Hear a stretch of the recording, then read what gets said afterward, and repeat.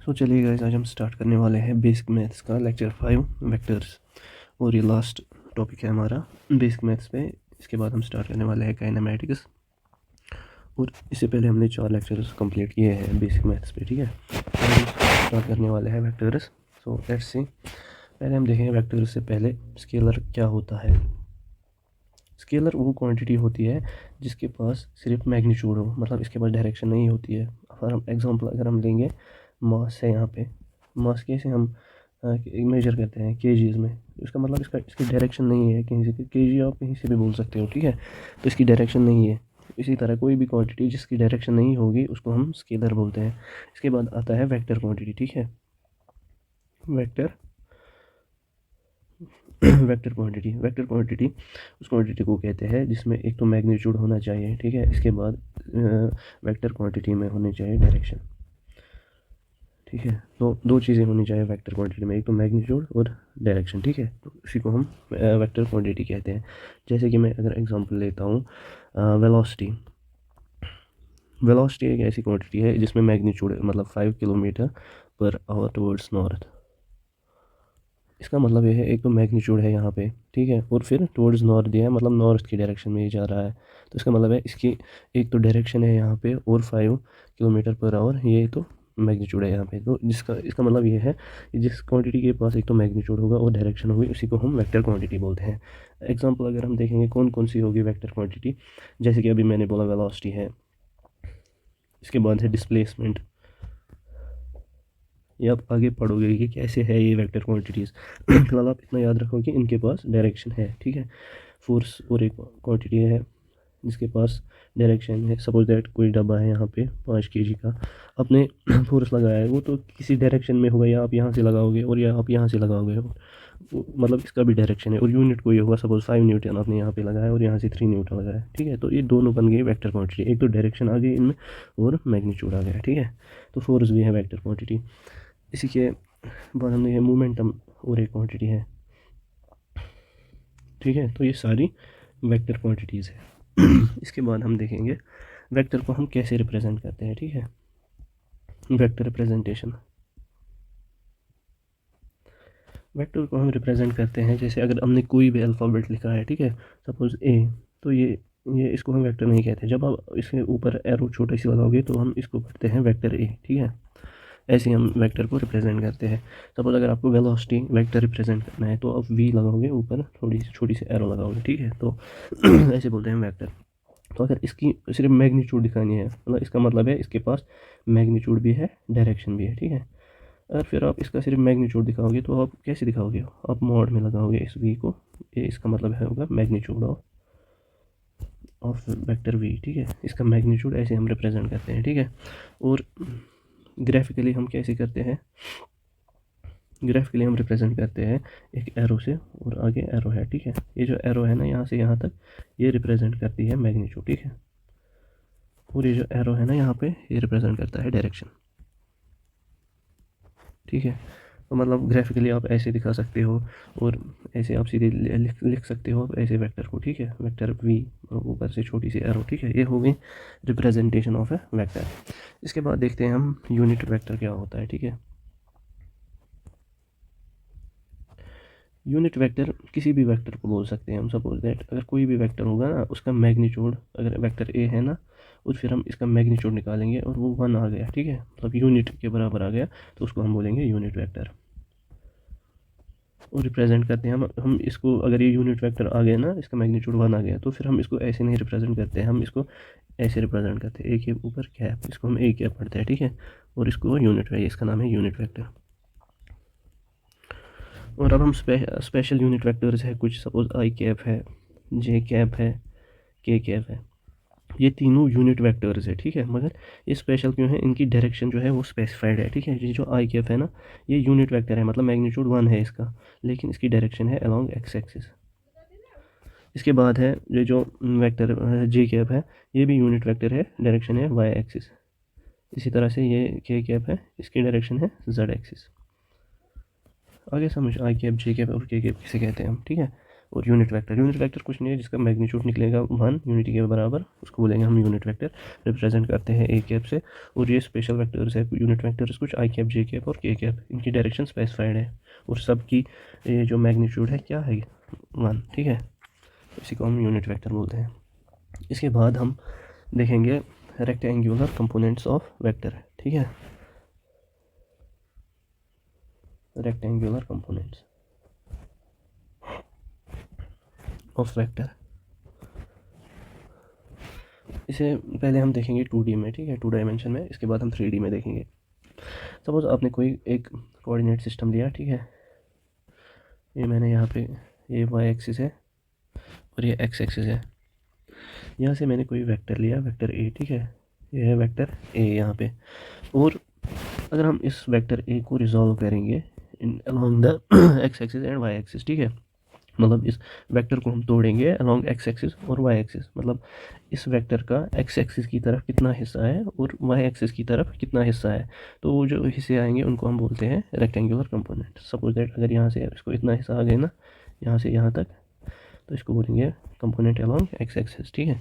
इसी तरह से अगर वाई एक्सिस से इतना आया यहाँ तक, तो इसको बोलेंगे है ए वाई, ठीक है। ये है कंपोनेंट अलोंग वाई एक्सिस। तो ए एक्स और ए वाई जो है ना, ए एक्स एंड ए वाई, इनको बोलेंगे हम रेक्टेंगुलर कंपोनेंट्स, ठीक है।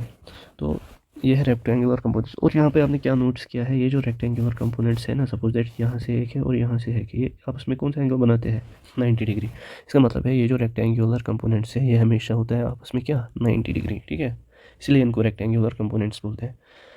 इसके बाद हम देखेंगे और वेक्टर ए को कैसे रिप्रेजेंट करेंगे हम in terms of rectangular components. In terms of rectangular components, ये देखिए, हम अगर वेक्टर ए है ना, इसको हम इनमें कैसे रिप्रेजेंट करेंगे। पहले हम लिखेंगे ये वाला रेक्टेंगुलर कंपोनेंट ए एक्स, और ये डायरेक्शन कौन सी है इसकी, एक्स एक्सिस की। तो एक्स एक्सिस की तरफ यूनिट वेक्टर कौन सा है, अभी मैंने बोला है यहाँ पे आई कैप, तो इसके साथ में लगाएंगे, ठीक है। ए एक्स आई कैप, फिर प्लस बीच में, और फिर यहाँ से वाई एक्सिस की तरफ कौन है ए वाई, ए वाई, और unit vector along Y axis क्या है जे कैप, ठीक है।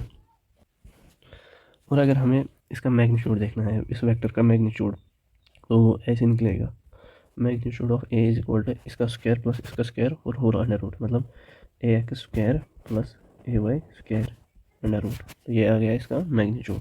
ये याद रखना है, ये चीज़ें याद रखना है, ये इंपॉर्टेंट है। इसके बाद देखेंगे, अगर मान लें कि यहाँ पे ये आपने याद रखा, ठीक है। इसके बाद अगर हम यही रेक्टेंगुलर कंपोनेंट्स 2D में बनाएंगे, लेकिन यहाँ पे हमने एक चीज़ ऐड करनी है, ये है ना यहाँ पे वेक्टर ए, ठीक है। तो अगर वेक्टर ए ने एंगल ए है ना एक्स एक्सिस और ये है वाई एक्सिस, और अगर इसने एक्स एक्सिस, वेक्टर ए ने एक्स एक्सिस के साथ एंगल थीटा बनाया, ठीक है, तो ये जो यहाँ से कंपोनेंट क्या आएगा ए एक्स, और यहाँ से कौन सा कंपोनेंट आएगा ए वाई, अभी मैंने बोला है, ठीक है। तो अगर ये एंगल थीटा बना रहा है ना एक्स एक्सिस के साथ, तो ए एक्स निकल के आएगा हमें ए कोस थीटा के बराबर, और ए वाई निकल के आएगा ए साइन थीटा। ये है ना, ये ए साइन थीटा के बराबर आएगा, ये आएगा ए कॉस थीटा के। ये दो चीज़ें इंपॉर्टेंट है, आप याद रखोगे। ये निकाल भी सकते हैं क्या, अब आप इसको निकाल भी सकते हो। कैसे, ये है ना 90, यहाँ पे ट्राइगोनोमेट्री मैंने आपको पढ़ाया है पीछे, ठीक है, तो उसी से आप ये निकाल सकते हो। ये है ए एक्स, ठीक है, और ये है यहाँ पे ए वाई। तो कॉस थीटा निकालो यहाँ पे आप, कॉस थीटा क्या आएगा, कॉस थीटा है ना वेक्टर ए, यहाँ पे कॉस थीटा है बेस, बेस क्या है ए एक्स डिवाइड बाई हाइपोटेन्यूज है वेक्टर ए। तो क्या आएगा, ये है मैग्नीट्यूड यहाँ पे हम देंगे, और यहाँ पे क्या आएगा A X magnitude of A cos theta आ गया ना यहाँ पे ए एक्स। ये ए वाई ऐसे भी निकाल सकते हो आप, ए साइन थीटा, ठीक है। तो ये दो चीज़ें आप याद रखें, इंपॉर्टेंट है। इसके बाद हम क्या देखेंगे, और अगर यहाँ पे इन दोनों को आप डिवाइड करोगे, that is A Y by A X, अगर आप निकालोगे ना, ये आएगा A sine theta by A cos theta. A cancel हो गया, sine theta divide by cos theta क्या होता है टेन थीटा, मतलब A Y by A X है हमारा टेन थीटा। और ये इंपॉर्टेंट है, ठीक है, डायरेक्शन पर्पज़ के लिए लगता है आगे हमें, डायरेक्शन निकालने के लिए आगे लगता है हमें। इसके बाद हम देखेंगे, अब हम देखेंगे यहाँ पे 3D में, ठीक है। अब 3D में हम कैसे देखेंगे, 3D में अलग और एक मेथड है, ठीक है। सर ये हमने एक्स एक्सिस बनाई, यहाँ से वाई एक्सिस है और यहाँ से जेड एक्सिस है। तो आपको मानना है अगर ये वेक्टर ए है, ये स्पेस में है, आपको कंसिडर करना है कि ये स्पेस में है, ये बनाता है एक्स एक्सिस के साथ एंगल अल्फ़ा, ठीक है। ये इसका यहाँ पे अलग क्या है कि आपको कंसिडर करना है कि ये अलग अलग एंगल बनाता है अलग अलग एक्सिस के साथ। वहाँ पे सिर्फ एक्स एक्सिस के साथ हमने एंगल लिया था थीटा, यहाँ पे अलग अलग एंगल लेंगे हम। अब एक्स एक्सिस के साथ बनाएगा एंगल अल्फ़ा, वाई एक्सिस के साथ बीटा, ठीक है। इसी तरह से जेड एक्सिस के साथ बनाएगा क्या, गामा। अगर हम देखेंगे ए एक्स, अब क्या आएगा इसका, अब देखेंगे, अब सारा वाला ये सारे है ना एक्स वाई जेड कंपोनेंट, वही सारे आएंगे कॉस में, क्योंकि उन्हीं के साथ ये एंगल बनाता है ना, जिसके साथ एंगल बनाता है उसका कॉस आता है। अब ये सब सारे के साथ ये एंगल वही बनाता है, ठीक है। तो इसका कॉस कंपोनेंट आएगा, मतलब ए एक्स के साथ क्या आएगा, ए कॉस अल्फ़ा, ठीक है। ए वाई क्या आएगा, इसी के साथ एंगल बनाता है ना, ए कॉस बीटा। अगर यहाँ पे आपको समझ नहीं आएगा तो आपको ट्राइगोनोमेट्री जो है जिस पर मैंने लेक्चर दिया है वो आपको फिर से देखना है, ठीक है। फिर आपको समझ में आएगा कैसे मैंने ये लिखा है। और ए जेड क्या आएगा, ए कॉस गामा, ठीक है। ये आएंगे इसके रेक्टेंगुलर कंपोनेंट्स। और रिप्रेजेंट कैसे करेंगे हम, ये वेक्टर ए को कैसे अब रिप्रेजेंट करेंगे, ए x I cap plus A Y J cap plus A Z के कैप। अगर इसका मैग्नीट्यूड निकालना है हमें ए का, तो इसके अंडर रूट में इसका स्क्वायर प्लस इसका स्क्वायर प्लस इसका स्क्वायर, मतलब A X square plus A Y square plus A Z square, ठीक है। और यहाँ पे आप एक चीज़ इंपॉर्टेंट है, आप याद रखेंगे ज़बानी, जो ये एक तो ये कॉस अल्फ़ा कॉस बीटा और कॉस गामा है ना, इनको हम बोलते हैं डायरेक्शन कोसाइंस, ठीक है। कॉस अल्फ़ा कॉस बीटा और कॉस गामा जो है ना, इनको हम बोलेंगे डायरेक्शन कोसाइंस। और अगर हम डायरेक्शन कोसाइंस को एडिशन करेंगे ना, फिर स्क्वायर करेंगे, मतलब cos square alpha plus cos square beta plus cos square gamma है ना, तो ये आता है बराबर 1 के। एक फार्मूला इंपॉर्टेंट है, याद रखेंगे आप। इसके बाद हम इसमें कुछ क्वेश्चंस देखते हैं, फिर आगे देखते हैं हम फिर आगे क्या पढ़ना है इसमें, ठीक है। पहले हम क्वेश्चन देखोगे। क्वेश्चन नंबर 1 क्या है, अगर हमारे पास कोई वेक्टर ए है 5i cap plus 3j cap, ठीक है, तो हमें बताना है इसका मैग्नीट्यूड, ठीक है। और इसका यूनिट वेक्टर देखते हैं। पहले मैग्नीट्यूड के लिए हम क्या करेंगे, अब ये वेक्टर है ना, यहाँ पे वेक्टर ए क्या है 5i cap plus 3j cap. यहाँ पे अगर आप देखोगे ये है ना, यहाँ पे ए एक्स और ये क्या है यहाँ पे ए वाई। अब ऊपर वाली फार्मूला से रिलेट करो, वेक्टर ए को हम रिप्रेजेंट करते थे ए x I cap plus A Y J cap. अब यहाँ पे ए एक्स है 5 और ए वाई है 3, तो कैसे निकालोगे आप, मैं इसका मैग्नीट्यूड मैंने बोला है अंडर रूट ऑफ इसका स्क्वायर प्लस इसका स्क्वायर, मतलब अंडर रूट ऑफ ये स्क्वायर 5 स्क्वायर प्लस इसका स्क्वायर 3 स्क्वायर, तो ये आएगा under root of 5 25 plus 3 3 9, 25 and 9 क्या हो गया, अंडर रूट ऑफ 34। ये आ गया मैग्नीट्यूड ऑफ, ये मैग्नीट्यूड ऑफ वेक्टर ए क्या आ गया, अंडर रूट ऑफ 34।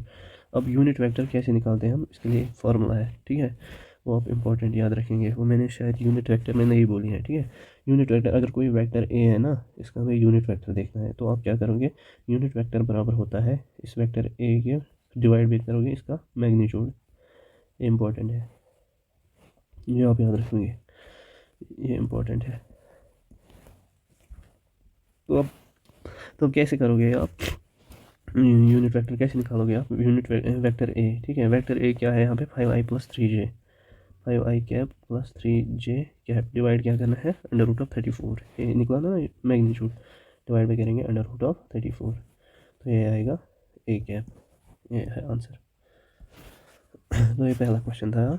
इसी से हम दूसरा क्वेश्चन करेंगे। अगर कोई यहाँ पे हमें कोऑर्डिनेट सिस्टम है, ये 5,3 पे है पॉइंट पी, ठीक है।